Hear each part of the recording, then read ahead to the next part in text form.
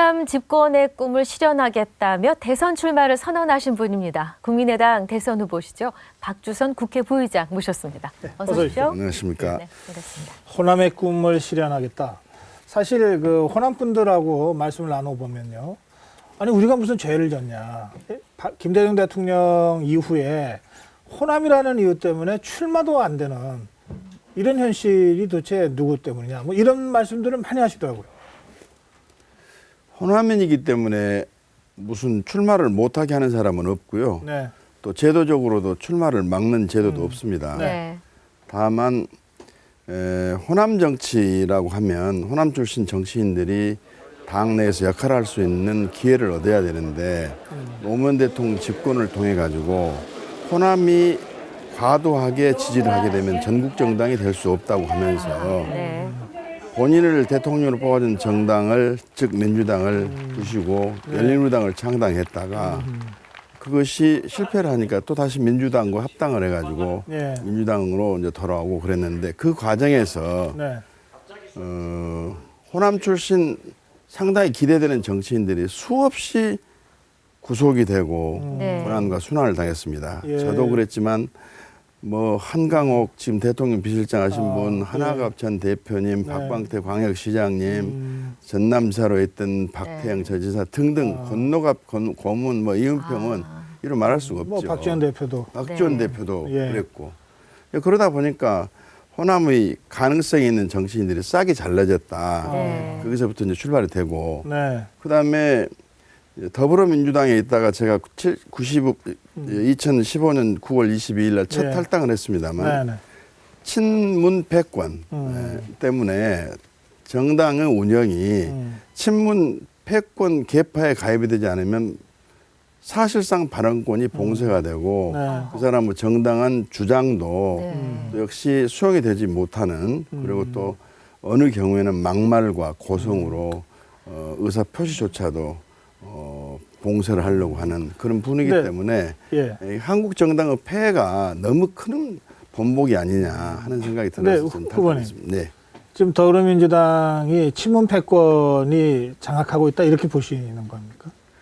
아니 예. 우리 김종인 전 의원 같으신 분은 전 비례대표 의원으로 의원직을 던지면서 나오셨는데 그분은 예. 문재인 전 대표가 더불어민주당 대표로 영입을 해서 예.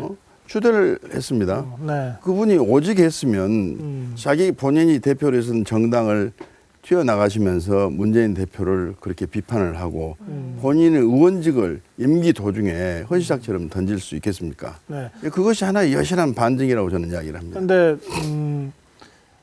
친문 의원들이 친문은 있다.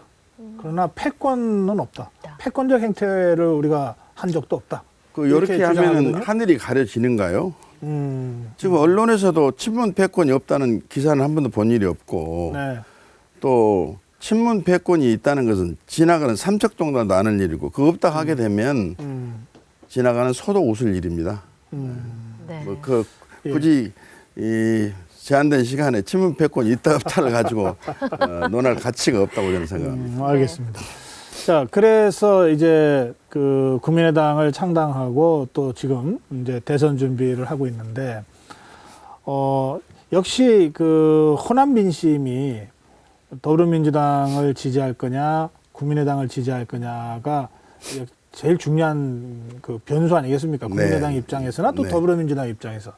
그런데 4.13 총선 때는 확실히 국민의당 쪽의 지지가 더 있었습니다. 네. 뭐 그러니까는 지역구 선거에서도 다 석권하고 그랬는데 지금은 여러 조사를 보면 더불어민주당 쪽으로 호남 유권자들의 지지가 더 많이 나타나거든요. 그건 어떻게 그런 해석하십니까? 그러니까 저는 지역적 색채를 강조하기 위해서 호남을 말씀드린 게 아니고 네. 대한민국 정치정에서 야권의 핵심 지지 기반이 호남입니다. 네. 저희 국민의당도 호남의 전폭적인 지지에 의해서 출범한 정당입니다. 네. 호남은 민심 속에 떠있는 하나의 돛담배인데 이미 호남 민심이 출범할 당시 국민당에 대한 열정과 애정이 많이 식었습니다. 그 이유는 네. 이유. 적어도 더불어민주당이 친문 패권 때문에 집권도 불가능한 불임정당이 된다. 그리고 대한민국 정당의 폐해를 여실히 보여주는 정당이기 때문에 예.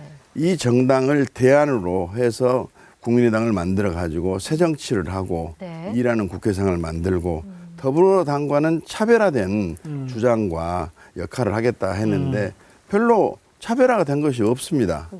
그런 측면에서 저래 가지고 하면 국민의당이 출범의 목적과 취지가 애매하지 않느냐, 또 규모도 적지 않느냐, 예. 저래야 되겠느냐 하는 측면에서 어떤 의미에서는 사랑의 채찍을 지금 아하. 국민의당에 가하고 있는 그런 순간이다, 또 상황이다, 저는 그렇게 판단합니다. 국민의당에 대한 실망 때문에 그 호남 민심이 국민의당에 대한 지지를 좀 거둬들이고 있다.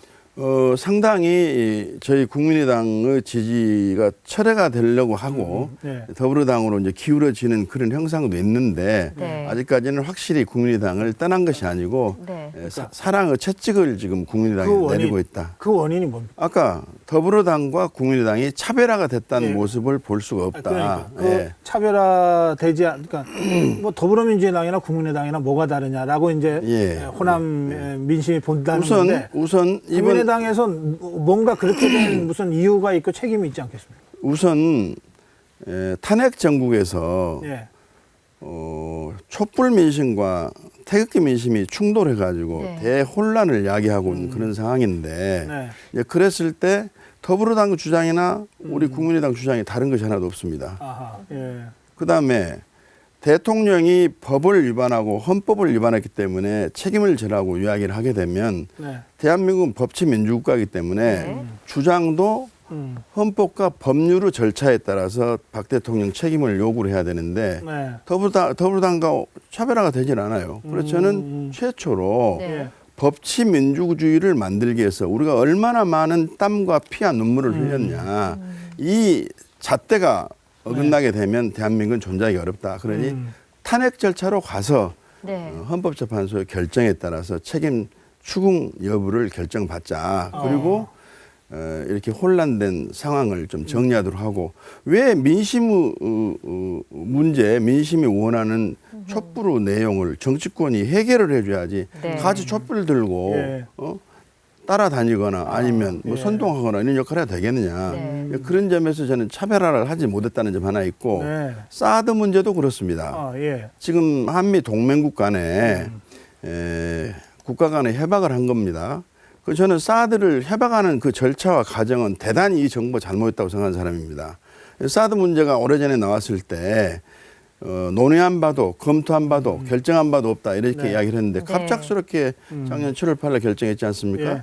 그러면 이 중국과 또 일본, 러시아가 한국과 같이 육자회담국인데 네. 지금 중국의 반발이 뻔하게 되면 네. 그 내용을 그 안에서도 논의를 할 수 있는 기회를 갖도록 하자고 주장하고 그래야 되는데 네. 네. 무조건 반대를 해버리니까 네. 이 안보 문제와 관련된 국민의당의 정체성이 뭐냐 하는 오해를 불러일으키고 네. 네. 그래서 저는 그 당시에 처음부터 무조건 반대가 아니라 네. 국회에 들어와서 가지고 와서 심의를 해가지고 국민의 대표인 국회가 비준 여부를 결정하는 절차를 밟자 이렇게 주장을 했는데 그러셨군요. 예. 지금 뭐 이 100번 오르신 말씀입니다. 이렇게. 국민의당 화이팅 하세요. 그리고 예. 저는 보수인데 박주선 후보 찍겠습니다. 어. 8711. 그나저나 후보님. 지금 안철수 후보의 지지율이 높지 않습니까? 꺾을 자신 있으세요? 우선 그 안철수 후보 그 지지율 조사가 네. 저는 대상에서 빠져 있을 거리 아마 아하. 저는 넣지 않았을 겁니다. 네. 그럼 들어가면 꺾을 수 있다. 저는 자신합니다. 네. 왜냐하면 지금 현재 여론조사는 여론조사 응답하는 사람이 딱 정해져 있기 때문에 네. 네. 지금 민심을 정확한 반영을 했다고 보기가 좀 어렵고요. 네. 그다음에 우리 당의 핵심 지지 기반이 호남입니다. 네. 이 호남은 호남 정신과 가치를 실현하면서 호남 문제를 해소를 하고 그다음에 호남에 대한 약속을 제대로 지키면서 네. 호남의 자존심을 세워줄 후보를 누구냐 하는 네. 점에서 상당히 평가를 할 겁니다. 그럼 저는 호남의 유일한 후보로서 아하. 호남을 누구보다 잘 알고 있고 호남 정신에 투철합니다. 그리고 호남이 중심이 된 정권을 창출해서 영원함 차별 없이 정말로 한 나라의 한 국민이 되는 그런 역할을 제가 반드시 통합이라는 과정으로 해서 목표를 달성하겠습니다. 예, 알겠습니다. 네. 근데 그 후보님이 문재인 후보가 대통령이 되면 또 다른 국정농단이 된다 이렇게 말씀하신 적 있습니까? 네. 그 너무 앞서 나가시는 말씀. 아닙니다. 예. 지금 박근혜 대통령이 오늘 국정농단 탄핵까지 온 것은 네. 친박 패권에 의해서 박근혜 대통령이 이 여러 가지 잘못된 국정 운영에 대해서 비판도 못하고 개선책도 예. 제시하지 못하는 그 당시 새누리당 한나라당이었습니다. 지금 더불어가 마찬가지입니다.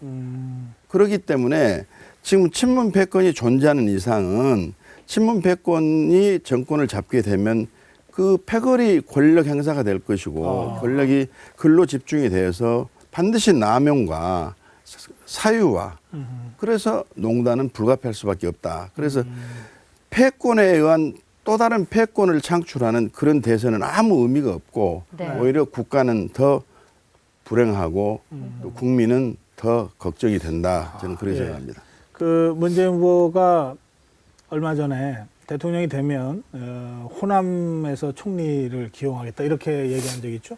예, 그 호남 총리론에 대해서는 어떻게 생각하세요? 원래 문재인 대표는 작년 4.13 총선에 광주 전남으로 와서 네. 이번 총선에서 더불어당을 지지를 안 해주고 이 문재인을 지지를 안 해주면 정계 은퇴를 하고 대선 출마 안 하겠습니다. 고 공언을 했습니다. 예. 근데 이제 와서는 호남의 표심을 자극하고 표를 얻어야만 대통령이 되거든요.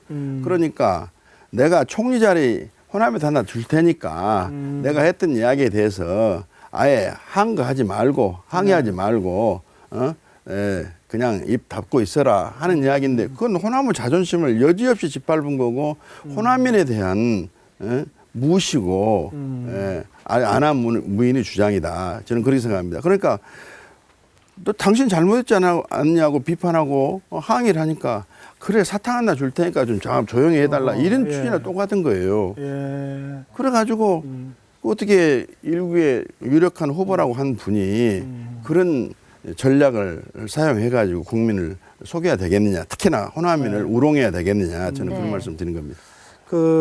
그러면 이 문제는 어떻습니까? 뭐 요즘은 약간 좀 뜸한 것 같습니다만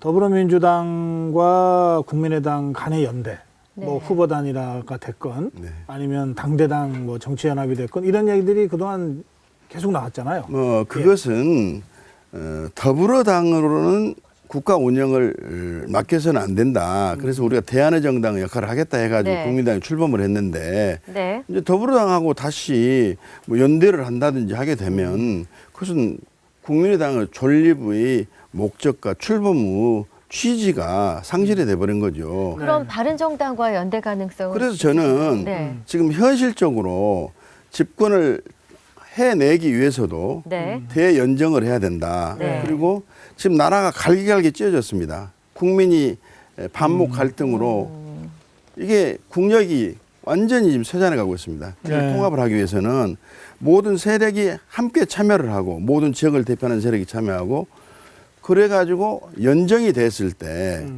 협력 체제가 구축이 되고 국회가 지금 사당 체제인데 연정이 되지 않으면 국회 운영 자체가 안 돼버려. 국회 운영이 안 돼버리면 네. 아무리 훌륭한 대통령이 나오더라도 대통령 선거 이후에 국정은 지금 박근혜 때의 국정하고 달라질 것이 없습니다. 네. 그래서 예. 연정이야말로 우리 대선 전략일 수도 있지만은 네. 국가 개혁의 전략이고 네. 그다음에 국민 통합의 가장 최선의 방안이다. 저는 그렇게 생각합니다. 안철수 후보가 이번 대선은 결국은 안철수 대 문재인이 될 거고 나 이길 자신이 있다. 지금 이렇게 몇 달째 얘기하고 있잖아요. 예. 그거 어떻게 생각하세요? 제가 출마 안 했을 때 이야기고요. 그리고 네. 이제 지금 현실적인 상황이 네. 안 대표, 문 전 대표 이렇게 될 가능성도 있다고 그러지만 힐러리 트럼프 미국 대통령 선거에서 보였지 않습니까? 네. 여론사만 가지고 그렇게 자화자찬 내지는 너무 자신감을 필요한 것은 맞지 않다고 보고요. 네. 네. 제가 이게 출마를 했기 때문에 네. 그런 말씀은 현실에 부합하지 않다는 것이 아마 곧 증명이 될 것이다 저는 생각합니다. 예. 끝으로 하나만 더 여쭤보겠습니다. 후보로 출마하셨으니까 대표 공약. 내가 이것만은 꼭 해내겠다라고 주장하신. 네. 제가 한 말씀 드리겠는데요. 네. 네. 지금 공약은 네, 지금 넘쳐납니다. 공약 네. 홍수 시대예요. 맞습니다. 문제는 이 공약을 아까 우리 고성국 박사님께서 아, 말씀하셨는데 네. 사람이 선택해갖고 집행을 하고 실천해야 됩니다. 네, 너무 선심적 공약이 많습니다. 공약이 어디 일개 부처에서 실무자들은 할 수 있는 내용을 뭐 이렇게 공약을 더 너무 남발하고 있는데 저는 네. 한 번 한 공약은 반드시 지키는 사람의 약속 그게 더 네. 중요하다고 생각하고 저는 이 모든 후보들 모든 당이 내놓은 이 트럭의 매출력이 될 수 있는 공약 중에서 네. 가장 대한민국 발전 국민의 이익이 되는 공약을 선택해서 제가 사심 없이 네. 내가 한 공약이 아니더라도 실천하겠다는 말씀을 드리고 예. 네, 저는 딱 한 가지 말씀드리고 싶은 게 뭐냐면 우리 지역의 균형 발전이 이루어지지 않으면 국가 발전은 불가능합니다. 네. 대통령이 국무회의만 주재할 것이 아니고 대통령이 시도지사 협의회를 정례적으로 아하. 주재해서 네. 예. 시도지사의 비전, 정책, 그다음에 지원 방안 네. 이런 것을 대통령 주재하에 문제를 도출하고 해결할 수 있는 역할을 하고 기능을 한 것이 바로 지역 균형 발전이 되고 지역 균형 발전의 터전 위에 예. 국가의 경쟁력과 국력이 향상이 되고 대한민국 위상이 더 상승이 된다 저는 그렇게 생각하고 있습니다. 알겠습니다. 이 말씀 잘 들었고요. 그 짧게 우리 국민들께 시청자께 후보로서 한 말씀. 네. 저 박주선이는 호남 출신 정치인입니다만은 대통령이 되면 호남 대통령, 호남을 위한 대통령이 된다는 이야기가 아니고 국민을 통합하고 사심 없이 공인의 자세를 견제하면서 박근혜 대통령으로부터 얻는 반면 교사하는 그 교훈을 즉 권력은 농단, 사유와 남용이 없고 항상 국민을 섬기는 머슴으로서 역할을 하겠습니다. 저는 박수현이는 정말로 어렸을 때부터 여기 올 때까지 눈물로 이어온 생활도 했지만 한때는 성취를 해가지고 선망과 칭송도 받은 사람입니다. 제가 살아온 과정처럼 억울한 일, 고통받은 일이 없는 나라를 네. 만드는 것이 제 목표입니다. 서민과 중상층이 함께 살아주시면서 부가 축적이 되더라도 누가 인정하는 깨끗한 방법으로 부를 축적했고 저 부를 아주 대한민국을 하나로 만들고 국민을 위해서 부가 네. 사용이 돼서 국부 전체가 재창출이 되는 그런 나라를 꼭 만들고 싶습니다. 알겠습니다. 네. 이 엄지척 이렇게 문자까지. 오늘 말씀 잘 감사합니다. 들었습니다. 고맙습니다. 박수.